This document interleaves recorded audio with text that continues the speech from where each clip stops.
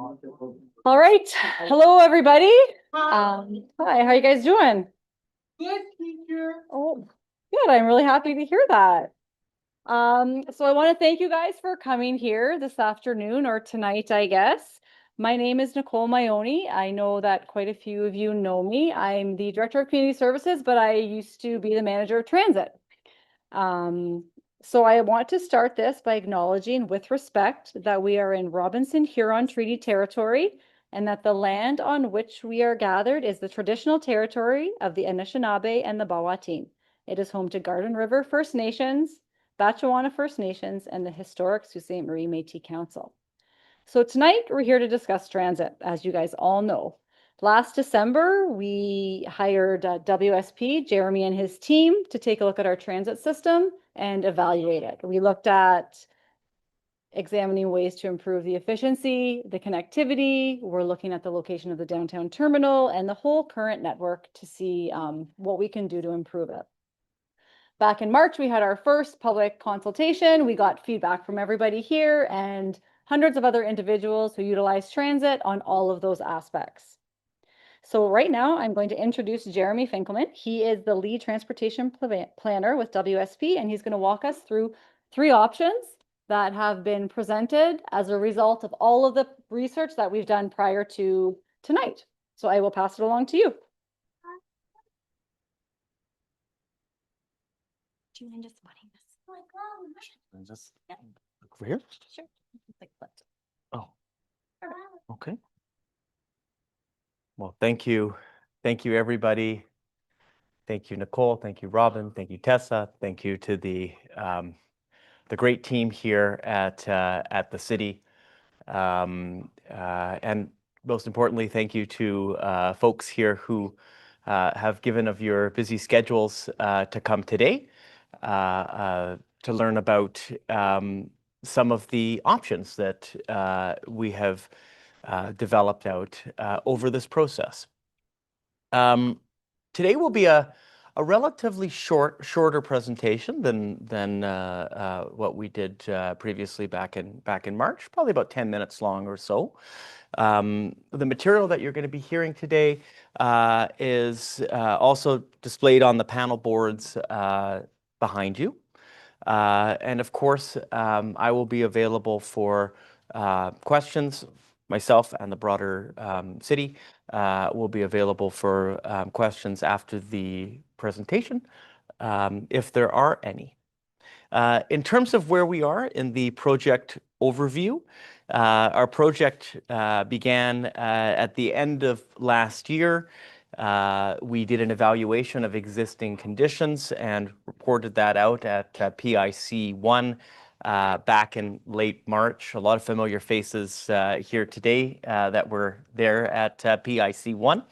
At that point as well, we developed a survey, and survey was live for a couple of weeks or so, maybe a little bit longer than that. We got some great input from the public. Altogether, about 400 different responses, which for a study like this is very, very good, considering the size of the Soo.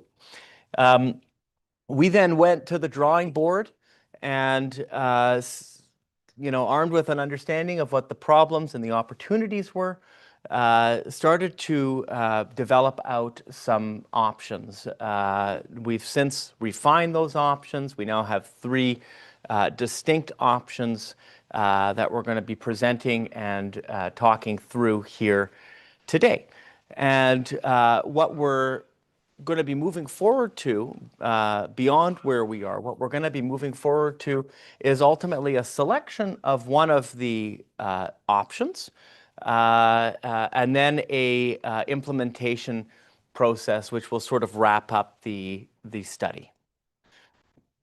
I'll start with just a brief overview of existing conditions. And of course, I think probably most of you are riders and sort of know this well. But to state quickly, the Soo Transit System, as we all know, is primarily designed as a coverage-based system emanating out of the Dennis Street terminal.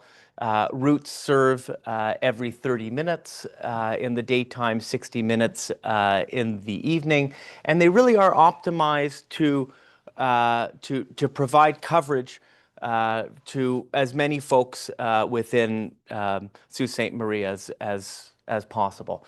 Because it is a hub and spoke system, the idea with the system is that you get on your bus where you're starting, you come generally into the center. If you then need to move somewhere else, you change buses at the terminal and you take another bus out to where you need to go.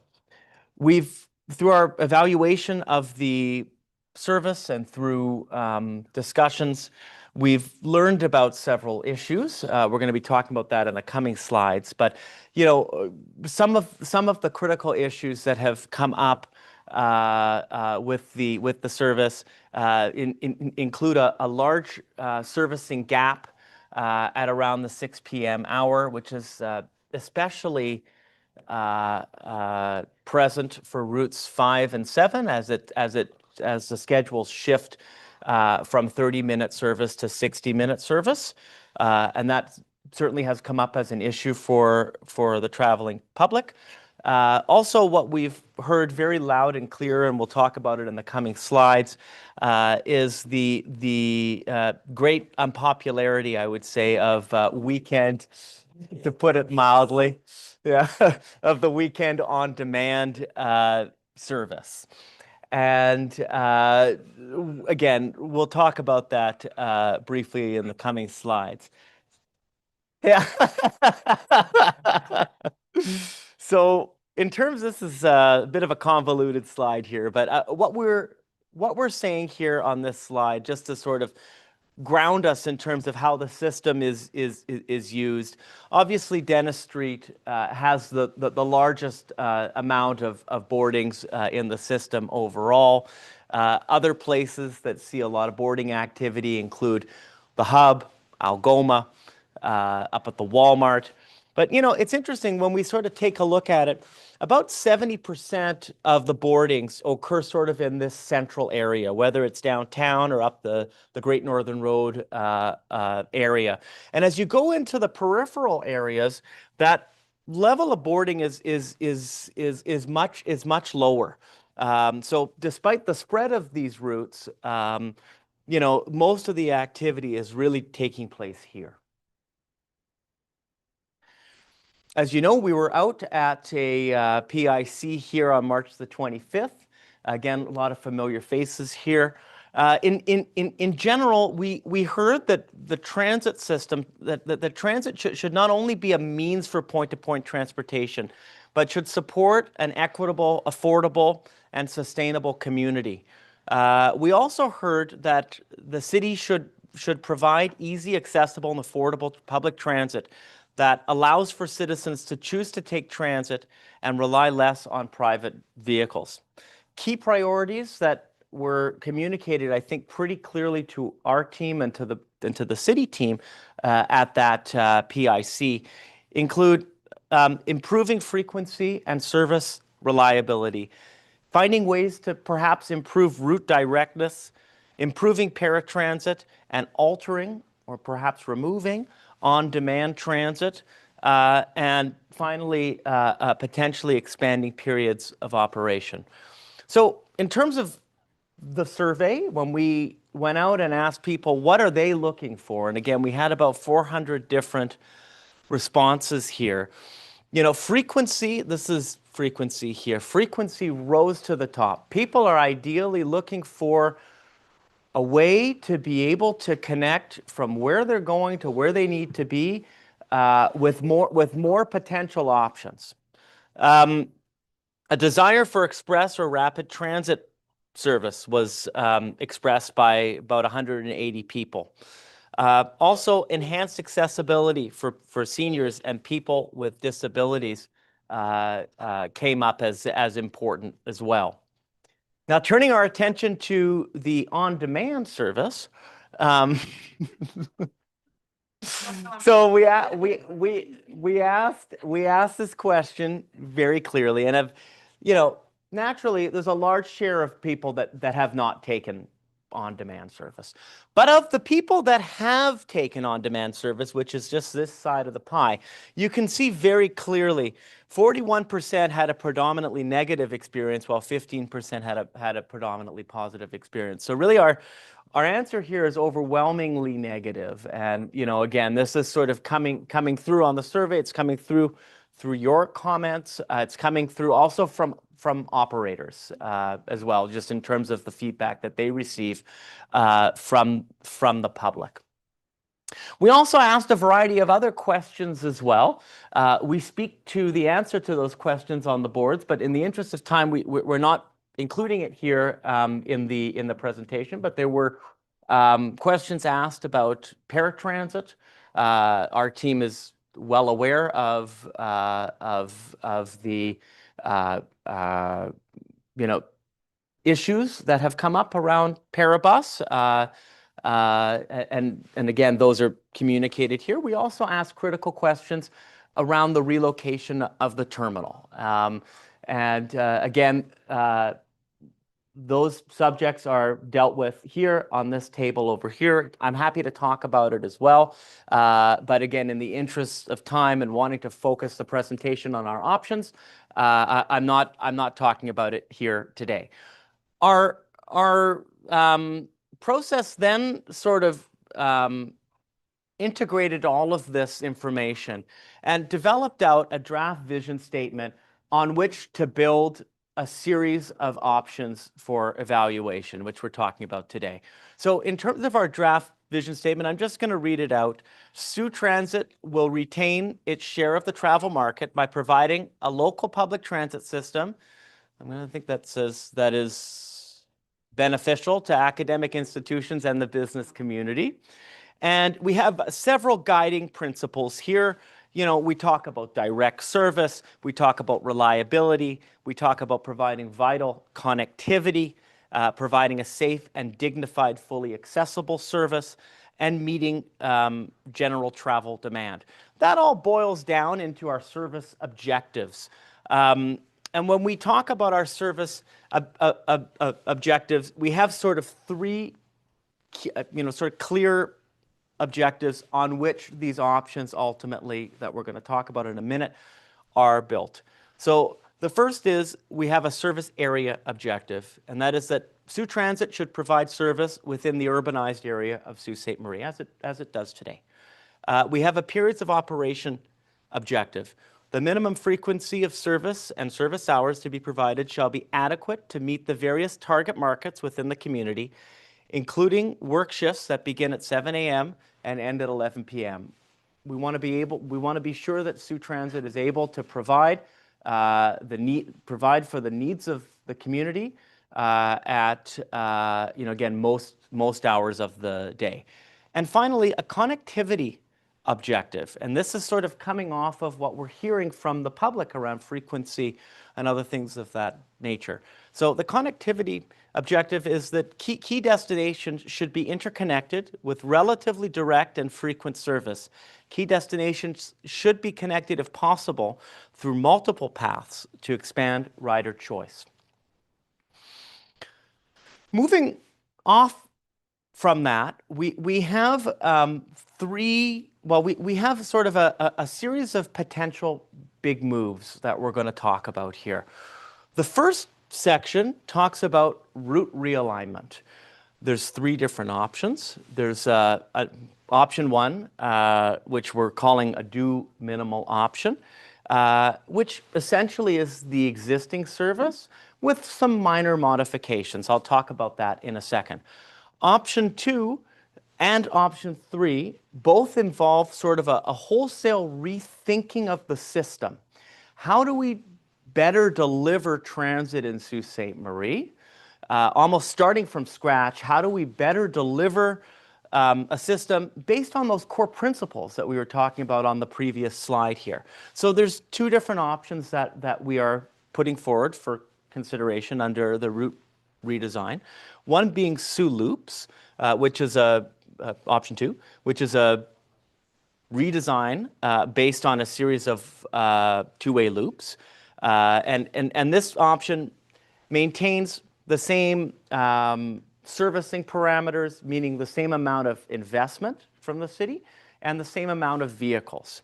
Option 3, which requires additional vehicles and additional investment, we're calling Soo Spine because it redesigns the system based on a central transit spine with 15-minute frequency connecting critical locations. So that's sort of section A, the route realignment component.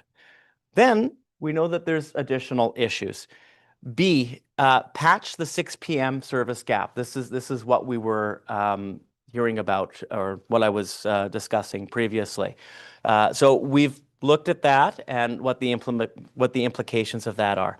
And C, eliminating weekend, evening, on-demand service. Again, looking at the implications of that. And I'm going to talk through all of those in a minute here. So I'll start by talking about the route redesign, option 1. And again, these options are all discrete options, meaning it's either option 1 or option 2 or option 3. And we are asking for your comment here today. Option 1, as I mentioned, really is a minor modification of the existing system. We streamline routes by removing underutilized segments. And why are we doing this? Ultimately, as I think most riders know, there are certain routes that are a little bit too long for the time that is required for them to complete the routes. As a result of that, there are some routes that it presents reliability challenges in terms of on-time performance, and it can lead to speeding. So there are some minor modifications that we are suggesting to help rectify those particular issues. These include minor adjustments to routes 3, 5, and 7. You can see what those changes are on the panels in the back. Yes? When you say 357, for the sake of everybody here and wherever. Yeah. Did you also say the name of the bus?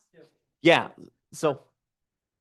So RM is 5, SS is 7, and Route 3 is, thank you, Core Road, thank you. So some minor adjustments to those. Again, you can see what those adjustments are. They impact about 30 to 40 boards a day out of a total of about 8,500 boards a day on your system. So the implication is fairly minor, and it has an impact of improving reliability, especially on those particular routes.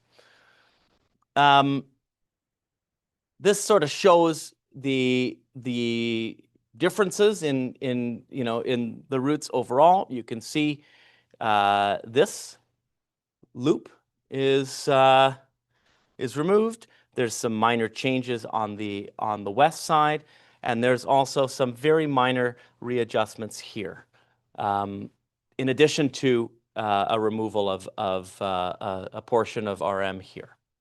Again, those details are shown in greater detail on the map to the back. Our first real realignment is option 2, Soo Loops. So Soo Loops essentially envisions an entire redesign of the system based on 4 loops. All the routes are removed with the exception of Route 8 Community Bus, which does stay the same.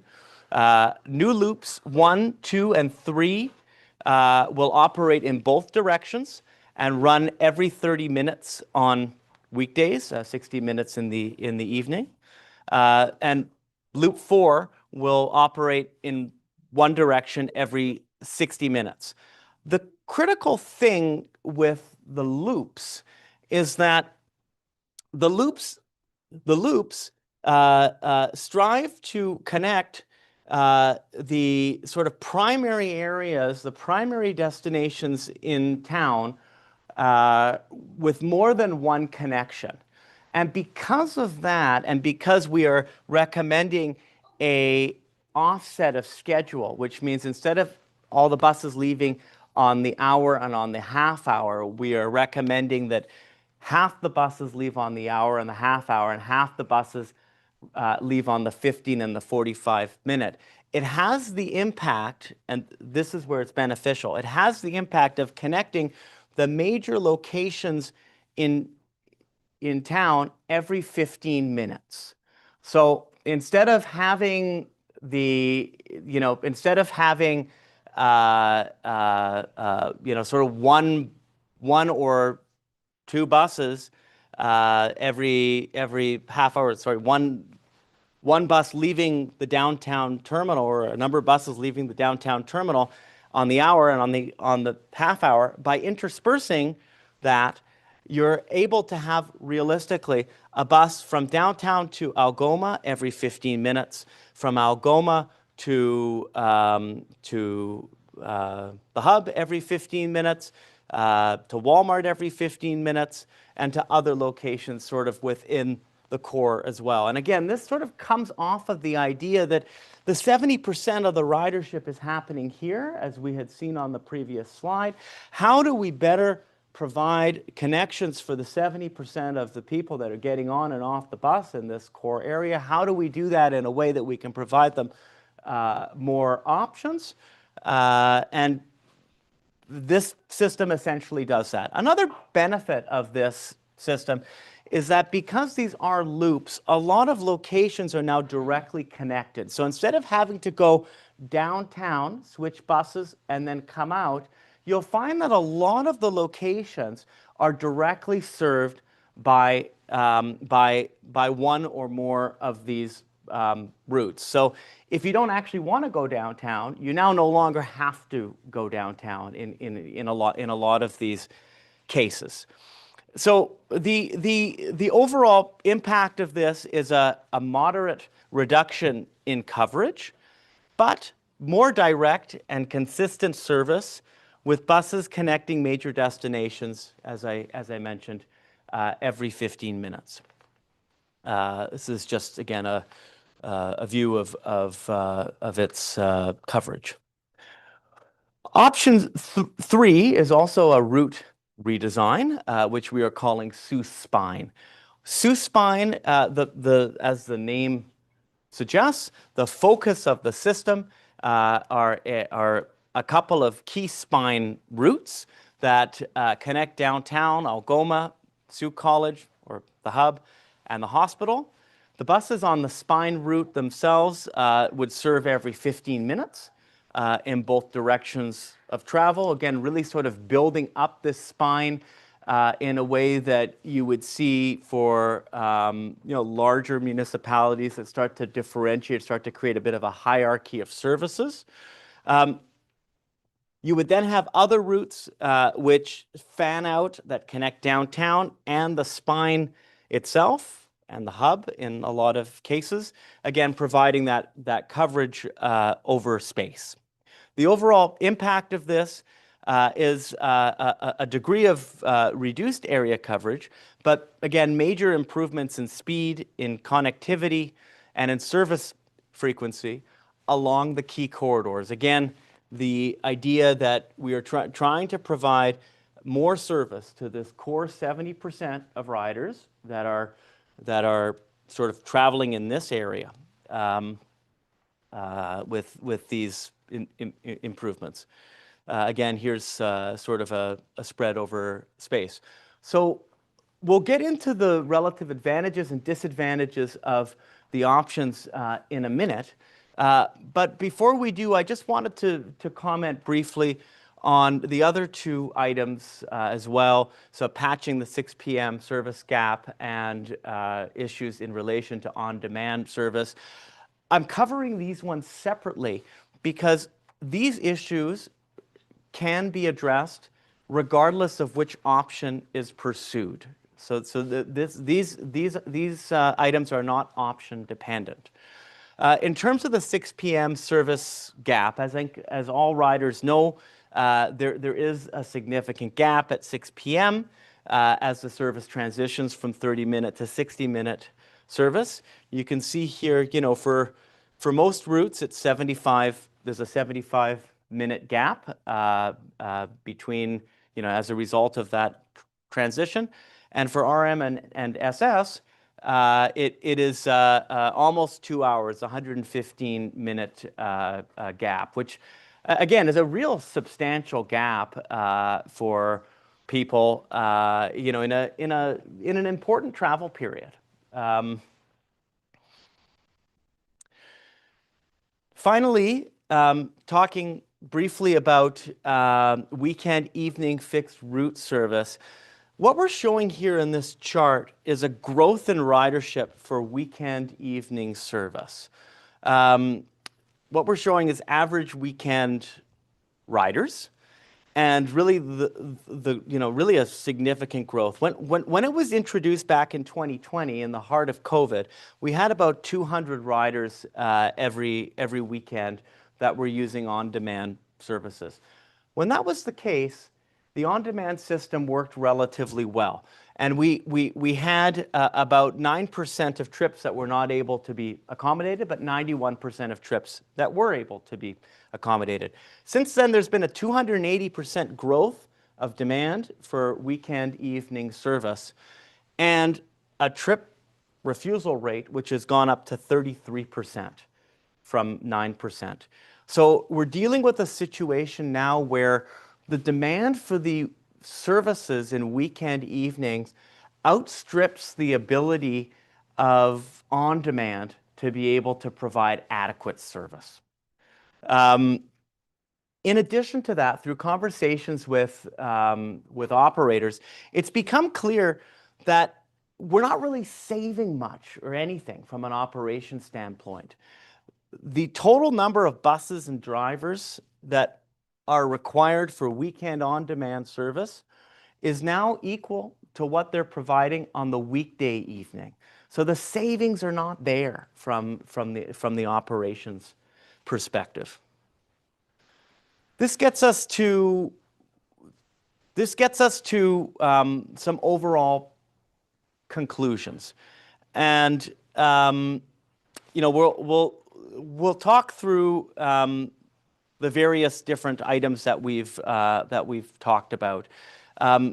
We are taking a look at we've basically taken a look at the implications of these route realignments, as well as those other two issues, patching the 6 p.m. gap and reinstating weekend evening fixed route service. Starting with the route realignment, in terms of on-time performance, the existing service, there are challenges. The routes are too long. Option 1 does shorten those routes and addresses that key problem.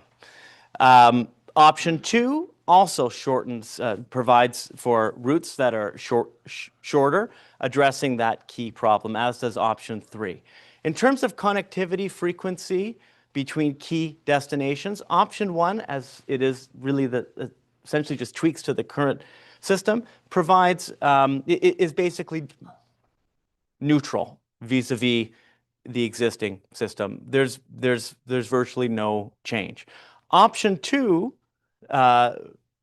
Soo Loops, provides really significant improvements in terms of connectivity and frequency between key destinations by redesigning the loops by redesigning the routes in a loop-like model. There's now 15-minute service that can be accommodated between key locations in the city. Option 3 also results in significant improvements in connectivity and frequency between key destinations. In terms of route directness, option 1, again, no real change as compared to existing. Option 2 provides additional servicing options between key destinations. You now no longer necessarily have to come downtown to go to where you want to go, because of the loop structure. There's more direct service that's being provided. And option 3 because of the spine routes, there again is a significant improvement in directness. In terms of operational frequencies, again, no difference from existing for option 1 as compared to option 1. Option 2 does see some degree of improvement, of course, because of that connectivity reality that I was talking about earlier. And option 3, by the introduction of formalized 15-minute service on the spine, does see overall improvements. In terms of coverage population within 5 minutes of the network, option 1 does reduce the connectivity, although, does reduce coverage, albeit slightly. Option 2 also results in slight reductions in coverage. This is total number of people within a 5-minute walk of the network. And option 3 actually results in more substantial coverage reductions.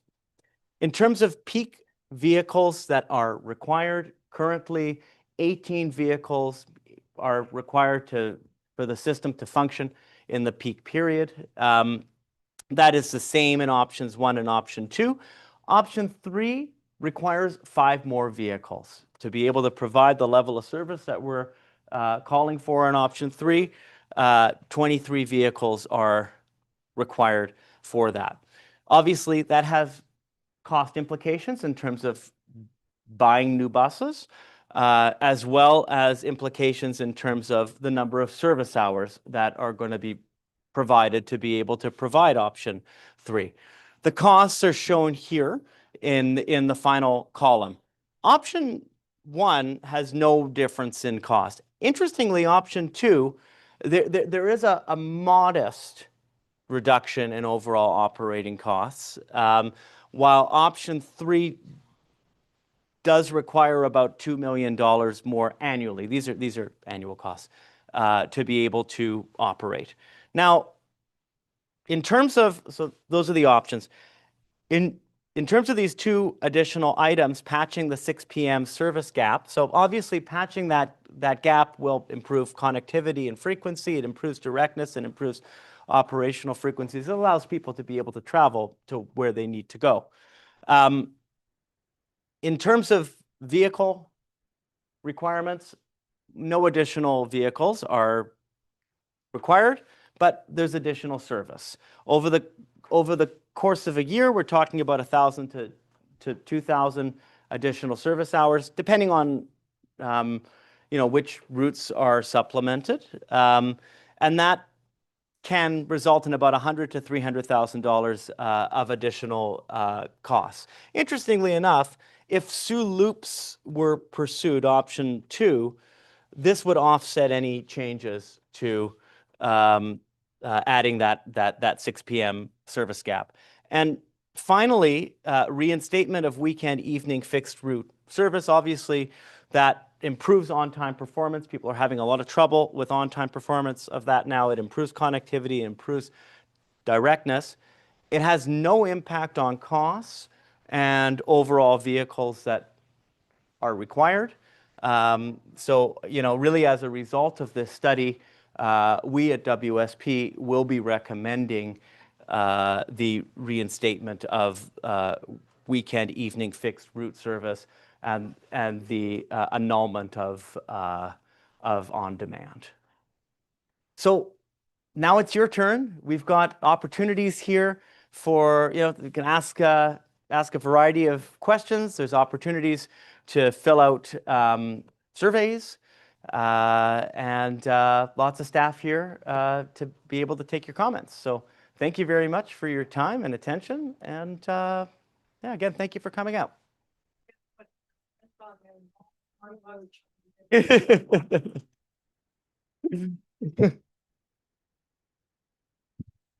Okay. I'll be around if you guys want to talk to me. Yeah. I hate all 3. Okay. First of